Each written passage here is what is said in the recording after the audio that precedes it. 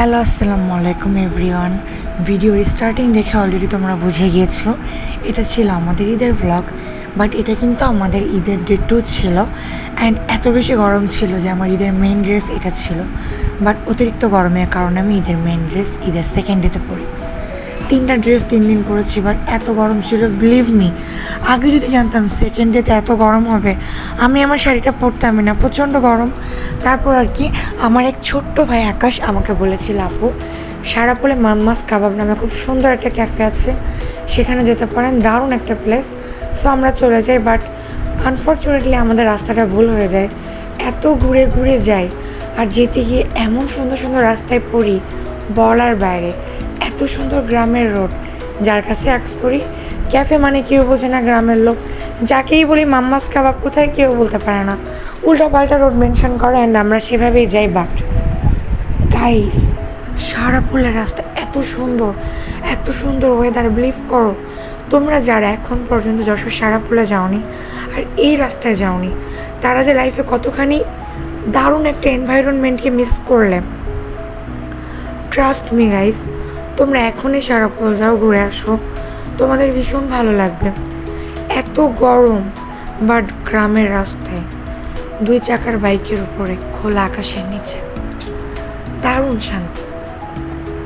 So finally আমরা mamma's কাবাবে পৌঁছে 1 ঘন্টা পরে।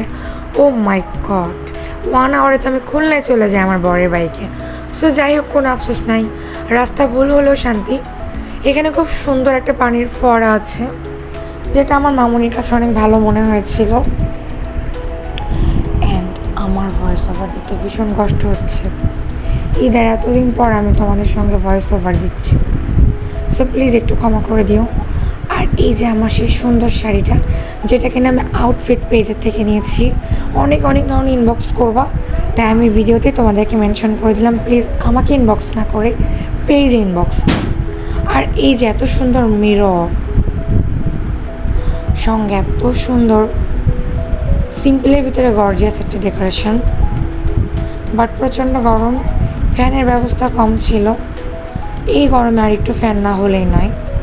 তাছাড়া সব কিছু বেশ ভালো ছিল, সঙ্গে একটা দোলনা। আমার মামনি তো দোলনা পেলে আর কিছুই লাগবে না, ইভেন দোলনা পেলে আমাকেও লাগবে না। দোতলায় তাদের বাইরের কান্ট্রির মতন বসার ব্যবস্থা।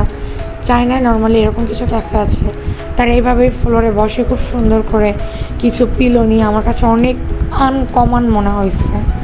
যেহেতু গ্রামের ভেতরে, সো আমি উপরের থেকে ভিডিও করে তোমাদেরকে একটু আশপাশটা দেখাই। বিলিভ মি গাইজ, ভীষণ সুন্দর। মাম্মাস কাবাবের ফুড যেমন সুন্দর, বেসিক্যালি এটা ফুডের জন্যই, বাট এটা কোনো প্রমোশনাল ভিডিও ছিল না। তারপর আমি তোমাদের সঙ্গে ফুডগুলোকে শেয়ার করবো ডেফিনেটলি। আমরা তাদের তান্দুরি চিকেন, রেশমি কাবাব, বেশ কিছু আইটেম ট্রাই করি, প্রত্যেকটা আইটেম এত ভালো ছিল। মূলত এটা কাবাব ঘর, কাবাবের জন্য বেস্ট, তোমরা প্লিজ ট্রাই করবা। বারবারই বলছি এটা প্রমোশনাল নয়, এটা আমি আমার নিজের পেইডে খেতে আসছি, বাট আমার কাছে মোটামুটি ভালো মনে হয়েছে, দ্যাটস ওয়াই তোমাদের সঙ্গে শেয়ার করলাম। তোমরা চাইলে যেতে পারো, পরিবেশটা ভীষণ সুন্দর, ভীষণ সুন্দর। আর এই যে আমার বর আমার কিছু ভিডিও করে দিচ্ছিল, কেয়ার করার, এত জ্বর, ঠান্ডা, গলা ব্যথা, তার মধ্যেও যখন বর বলে যাও একটু ভিডিও করো, তোমার একটা ব্লগ করে দিই, এত গরমে। আর এই যে সুন্দর একটা দোলনা, দোলনাটা প্লিজ তো মিস করবা না, গেলে অবশ্যই এখানে একটু ভিডিও শ্যুট করে নিও, কেননা দোলনাটা ভীষণই সুন্দর। বাট দোলনাটা এত ভারী ছিল, আমার মতন এত মোটা সোটা হেলদি পারসন তাও দোলনাকে নাড়াতে পারছি না, দেখো।